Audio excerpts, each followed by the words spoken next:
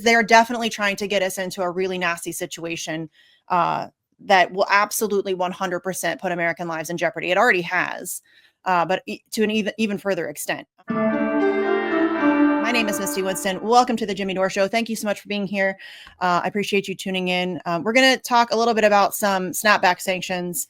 European powers trigger snapback sanctions on Iran. So this is pretty significant. This is a little bit scary. The situation seems to be escalating once again. So the UK, France, and Germany have begun the process of reimposing UN Security Council sanctions on Iran under the quote unquote snapback mechanism of the 2015 Iran nuclear deal known as the JCPOA, a step that makes another US-Israeli war on Iran more likely, which is terrifying.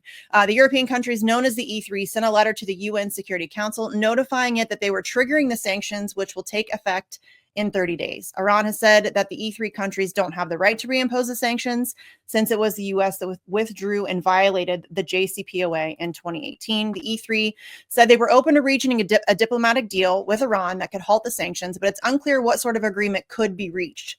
Their demands include that Iran resume full cooperation with the International Atomic Energy Agency, the IAEA, but Tehran's recent decision to allow IAEA inspectors to return to Iran didn't stop the E3 from triggering the sanctions.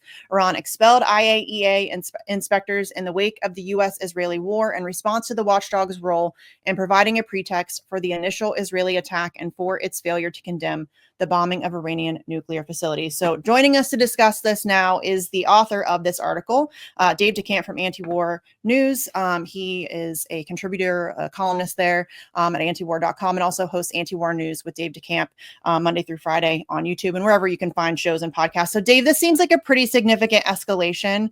I think that this has been a very tenuous situation for some time now.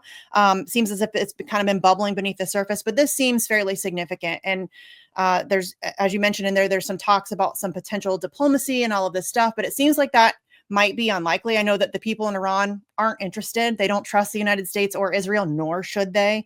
So where is this headed? What is this? What does this look like?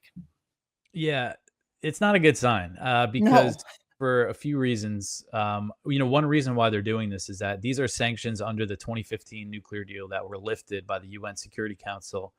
And under the deal, the chance to put them back on expires this October. So that's why they're kind of rushing to impose these sanctions.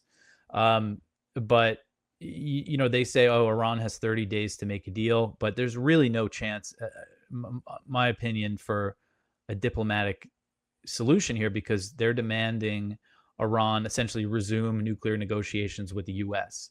And Iranian officials have said, their position is that they're willing to resume talks, but they want assurances, guarantees that they won't be attacked again during the negotiations, because during the last round, Israel launched a war. They launched a war on June 13th. They were scheduled for their 6th round of negotiations on June 15th.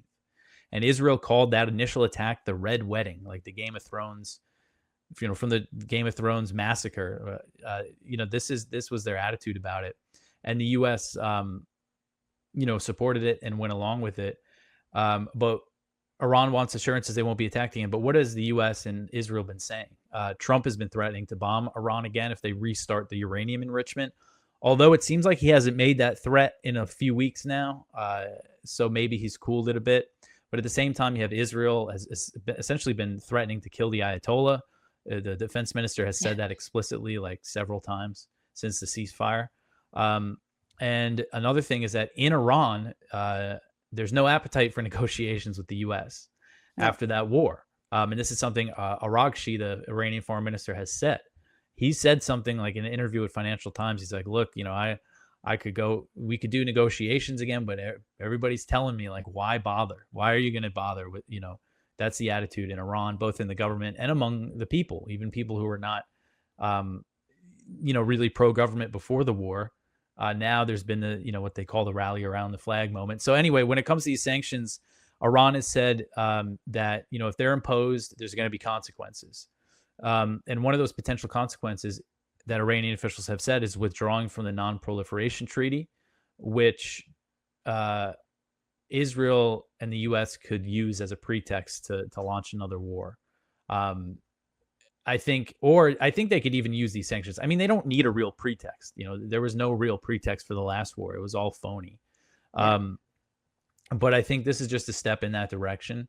And I believe that Iran has been preparing for another war and to be attacked again. And it's very clear that that's what Israel wants. That's what Netanyahu wants. They don't want it to be a 12-day war. They want the U.S. to get more directly involved, not just bombing the nuclear facilities, but, they want to go for regime change. And they don't care what regime, is installed afterward. They want to sink the country into chaos. They wanted to, Iran just to break apart like Syria, and they want to be able to bomb it with impunity, basically. So I think that's the goal here. And the Europeans just gave them, this is making the Israelis and the hawks in the Trump administration very happy. And one thing Trita Parsi pointed out, Trita Parsi, who's an Iran expert, he works for the Quincy Institute. And, one reason why I'm very concerned that war could be around the corner again is because Parsi is not like an alarmist. He's not one to kind of overstate things, but he believes that, the chances of a new war, are very real and very high at the moment, especially because of this. And one thing he pointed out was, the motives for the Europeans, for the E3 countries, France, the UK, and Germany. One is that they want to punish the Iranians for their relationship with Russia. And it's very clear that they don't want the Ukraine war to end. They want war. These leaders in Europe. When Israel started this war on June 13th, a few days later, when it was raging, the German Chancellor Merz said that Israel's doing our dirty work. Israel's doing the dirty work for us. And this is a big difference from 2015 when the nuclear deal happened. The Europeans wanted the deal, but now they seem to want war. And that's a big factor. So that's terrifying. And this whole situation really puts Iran in a corner, right? Because I think that they know that that's where this is headed, but they're really in between a rock and a hard place, because if they attempt diplomacy, we all know where that leads. There is no such thing. You can't trust the United States. You certainly can't trust Israel. Their own people don't want it. So it seems like it's like a lose-lose situation for them. So I don't know where this is headed, but it doesn't sound like it's any place good, right? I think that this is definitely an escalation. I don't know how long we have until this really kicks off, but it seems like that's really where we're headed at this point, which is a terrifying prospect. But I think that's why people really need to, push back even harder. I know that there's been some pushback against Israel for Gaza, but this is not just about Gaza, right? Israel's currently bombing 4 countries while pretending to be a victim. So they're definitely trying to get us into a really nasty situation that will absolutely 100% put American lives in jeopardy. It already has. But to an even further extent. This is a really dangerous and tenuous situation. So come see me on tour in Edmonton, Calgary, Vancouver, Appleton, Wisconsin, Rosemont, Illinois, Chicago, Louisville, Fort Wayne, Indiana, Hermosa Beach, Sacramento, San Francisco. Go to jimmydore.com for a link for tickets.